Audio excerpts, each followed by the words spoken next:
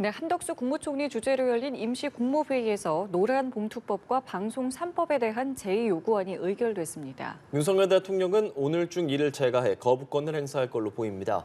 취재 기자 연결하겠습니다. 구하림 기자. 네, 오늘 오전 8시에 열린 임시국무회의에서 일명 노란봉투법과 방송 3법에 대한 제2요구안이 의결됐습니다. 이 법안들에 대해 국회에서 다시 논의할 필요가 있어 보인다고 윤석열 대통령에게 건의한 겁니다. 이 회의를 주재한 한덕수 국무총리는 법안들이 충분한 논의 없이 국회에서 통과된 데 대해 유감스럽고 안타깝다고 밝혔습니다.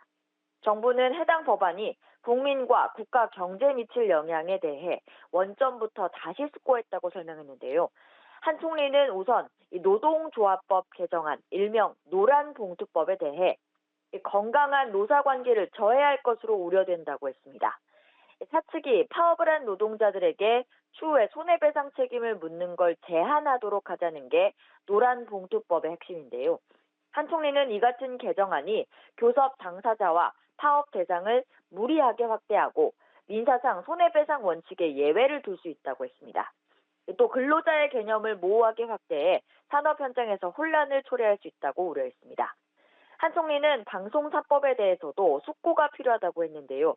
이번 개정안이 지배구조 변경에 지나치게 편중돼 있다며 공영방송의 독립성과 정치적 중립성 보장이 개정 목적이라고 하지만 오히려 반대 결과를 낳을 수 있다고 했습니다.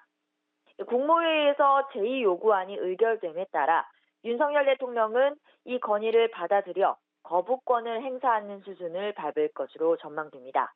양곡관리법 그리고 간호법에 이어 취임 후 세 번째로 법률안에 대한 거부권을 행사하게 되는 겁니다.